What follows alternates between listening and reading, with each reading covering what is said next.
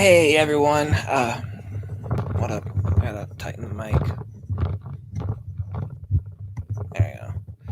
Hey everyone, how's everyone's morning going? My morning's going pretty good. I didn't get any sleep last night. Ugh. After that whole Mickey James thing and SmackDown promoting Impact, I got no sleep. I watched One Piece all night and played mobile games, and then I wake up to more stuff changed and changing. So I didn't make a pay-per-view grid card. I didn't make a pay-per-view grid. Um, Matches are changing. People are getting COVID. Just all of it. So basically, there is no replacement for the Knockouts tag team match as of this moment because the Inspiration will not be able to make it too hard to kill. And on top of that, the pre-show has been changed twice, and now it was Jake something, Laredo Kid, Chris Bay, and Ace Austin. Now it's Ace Austin, Chris Bay, Speedball Mike Bailey, and Laredo Kid. So that's going to be on the pre-show. As soon as everything is complete, I will be doing probably another rundown on Twitter Live. That's best thing I can think of. So with that being said, and the other inclusive one was the Ultimate X match. All of them are included except Rachel Ellering was removed. No idea why. But in my estimation, it's basically, I think it's because Jordan Grace is involved and you put Rachel in there, there's an unfair advantage for everyone else. So to make it an even playing field, and Alicia deserves this a lot more than Rachel because she's been with the company for a good 4 years now and she hasn't gotten much opportunities. So Alicia deserves this a lot more than Rachel does. Um and I'm excited for it. I'm excited for this first ever Knockouts Ultimate X match. I'm pretty salty right now. I probably should get some sleep. Um Anyways, so yeah, I'm very excited for this Ultimate X match. I love Ultimate X matches. They have the most fun spots involved. If I were to put if I still would have put the top dive, it would have been 2 years ago at, or no, it was 2019 United We Stand, right? Where Ace Austin was on the pillar and did a somersault onto everyone. And that's the craziest thing I've seen. His head nearly hit the ceiling. It was great. So that's that match. I won't be doing predictions because I don't know. Some of these matches probably will get changed, so I don't know. Anyways, the Hardcore War. I basically described what this is on Thursday night, where basically it's lethal lockdown rules. One enters, and two enters, and one stays. Two stay. So basically that, but with no cage. So you got Hardcore War, VBD, Joe Doring, Eric Young, and Diener, with the Machine Gun Carl Anderson, the Big LG Doc Gallows, the Good Brothers, versus Heath and Rhino, Uncle Rhino, Eddie Edwards, Willie Mack, Downtown Daddy Brown, Ancestor, and all night long Rich Swan. So that's going to be a good fight. I love how it is going to be like it is going to be like a lethal lockdown match where everyone will be able to throw weapons at each other, and it will not end until all five are involved. So that's pretty cool, and how and it's going to be surrounded by fans and stuff. It's going to be great. Um, Up next is the X Division Championship. Steve Macklin versus Trey Miguel. This is going to be a good match. This is probably going to be a show stealer. There's a few things on this pay-per-view that can be show stealers. But because Steve Macklin got cocky on Thursday, Gail Kim gave him an added stipulation. If Steve Macklin loses this match, he will not get another opportunity as long as Trey Miguel is champion. So this is win or lose for Steve Macklin. Trey Miguel has only his X Division title to lose, but I think Steve Macklin has more to lose. Hi, Jared. Nice to see you. Ace Austin will win. All right. The Ring of Honor World Championship. I know, right? Forbidden Door. Yeah. So, yeah, the Ring of Honor World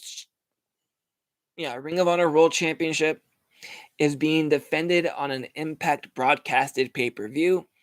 Jonathan Gresham is defending it against Chris Sabin. Both have Ring of Honor history. So this is going to be very, very fun, and I will definitely be tuning in for this match. I love strong style technician matches. I mean, they're really fun and they're really interesting because like that match that I saw Warrior Wrestling was with Alex Shelley and TJP. They were technically they were doing technical style, strong style, and high style while it was raining in the ring, and it was freaking nuts. Likewise, David Allen. Oh, nice to finally have someone new in my chat. Nice to meet you, David. So yeah, I'm very excited for this match. Up next is this match is now not happening. You can't see my screen's too bright. 1 second. Yep, that match isn't happening anymore, which is a bummer because I love the Inspiration. I was really going in for them. Up next is the Texas Death Match, for the Knockouts World Championship. Mickie James defending against Deonna Purrazzo is challenging Mickie James for the Knockouts Championship. So, fun story about this though. I'm gonna get into a little bit. Like from what happened last night on Friday is apparently Mickie James has been entered into the 2022 Royal Rumble as the Impact Knockouts champion. Okay, so here's where we go with this. If Mickie retains tonight, she will walk into Royal Rumble carrying the Knockouts title to the ring ramp, which means the Impact title will be broadcasted on pay-per-view on a separate network, on a separate brand. So if this was Vince's or Scott's idea to make this promoting, like saying, hey, you know what, Impact title is going to be brought on Royal Rumble, I would put 99% faith into having Mickie James retain. Then Deonna faces Roxy at Impact Wrestling. She wins the Ring of Honor World Championship, or Ring of Honor Women's Championship. And there have been speculations and teases, and I think Roxy is headed to WWE. She had a tryout. She put Regal on blast. A lot of things, and she's kept silent through everything. Her Twitter feed is silent. So I think she's headed to WWE. So, and that means Deonna would have the Ring of Honor Championship, and she would still have the Reina de Reinas. And then she would challenge Taya Valkyrie at one of the AAA shows. I don't know which one it's going to be because I don't think it's been announced yet. And Taya Valkyrie would challenge to get the Reinas de Reinas back from Deonna Purrazzo. So it's all coming full circle.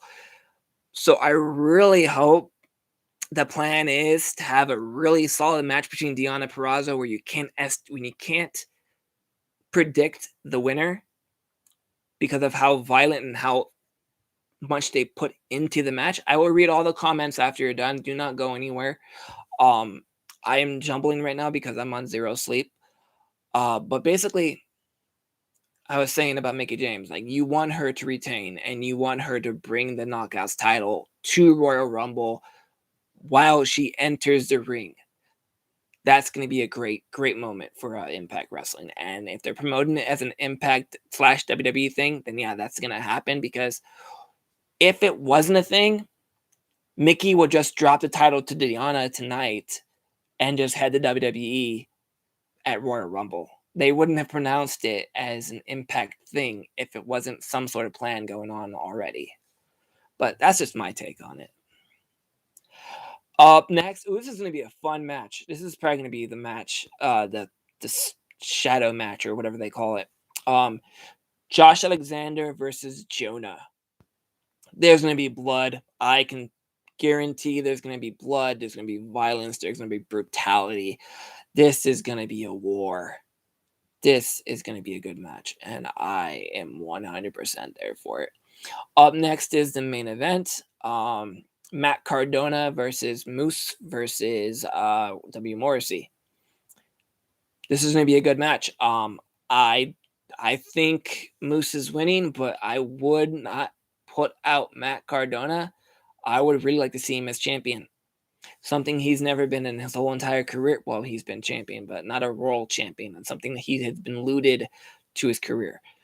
Yes, Moose has it now and probably should have it a lot bit longer, but when is Matt going to get another chance like this? Come on. I want to see him as champion.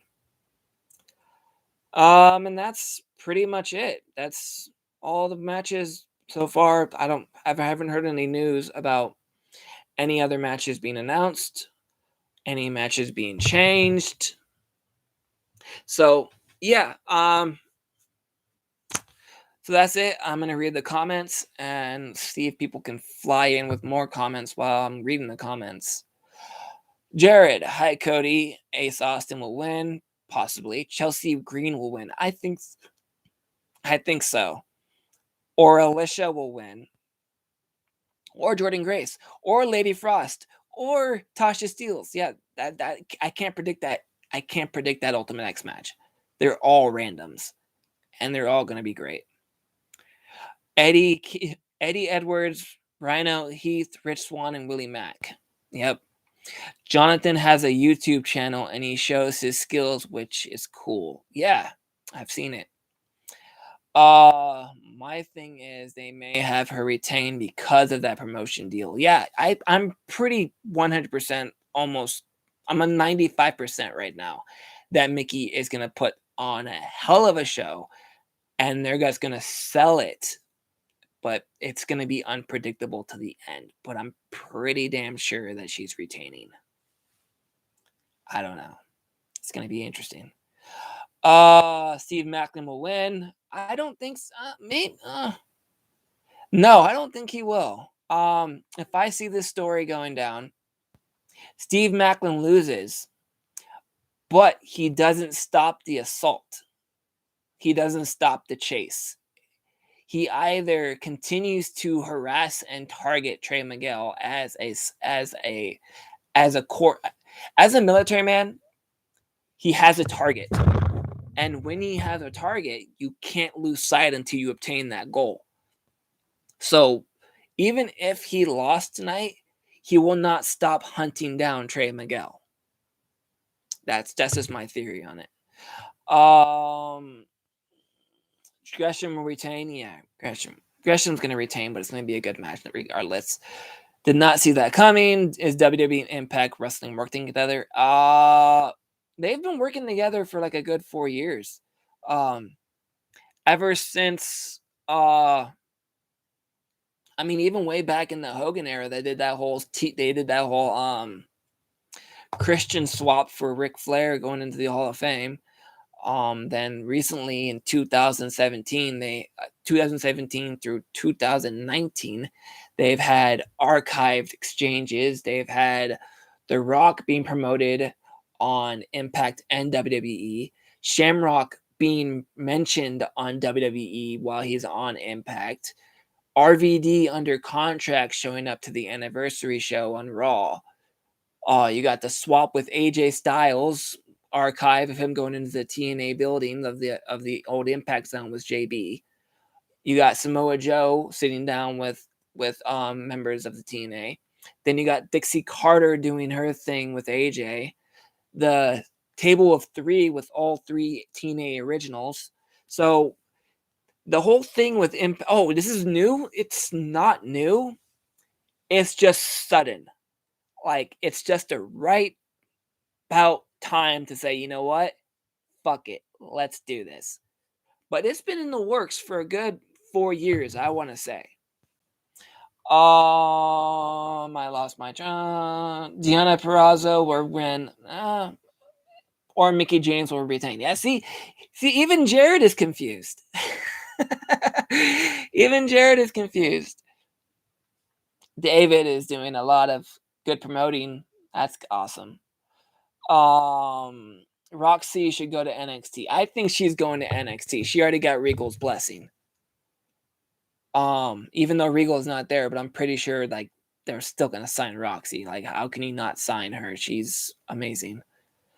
Jonah will win. No, I don't think Jonah will win. I think this is a cement block in Josh Alexander's way, and he's just gonna steam right through it. But it's gonna be a hell of a climb. Moose will retain 95%. I want that 5% to be Matt Cardona, though. I've been a fan of him for years. Vincent might show up. Oh, man, that would be dope. I freaking love that man. He's great. He's horror. I mean, right now he does that whole goofy horror stuff with Ring of Honor. But if he were to get a hold of that horror character and take it to Impact for them to have it groomed and created into something really, really terrifying, it would be amazing. Same reason why I want I can't remember her name. Martina the Moth. I want her on Impact as well because of her character and what Impact could do for her. She would be amazing as well. Mike Bennett and Maria Kanellis. If you've seen Mike Bennett's and Maria's Twitter updates, you'll notice some photos are taken in a hotel room, a hotel driveway. It's already been said that they're going to show up regardless of this weekend because another promotion said they have an Impact booking. So it's either going to be tonight or something's going to go down on the tapings the day after. So we'll find out. Anyways, thank you for watching. I'm probably going to get some sleep so I'm wide awake for the pay-per-view, but I may not because I'm that fucking excited for it. Anyways, thank you for watching, and I'm sorry if I stumbled through half of this. It's been completely random because you don't know what's going to happen. Things are changing, and it's making me nervous because I know half the people that were involved with the people changing is I know why they were changing, and it's just there are still...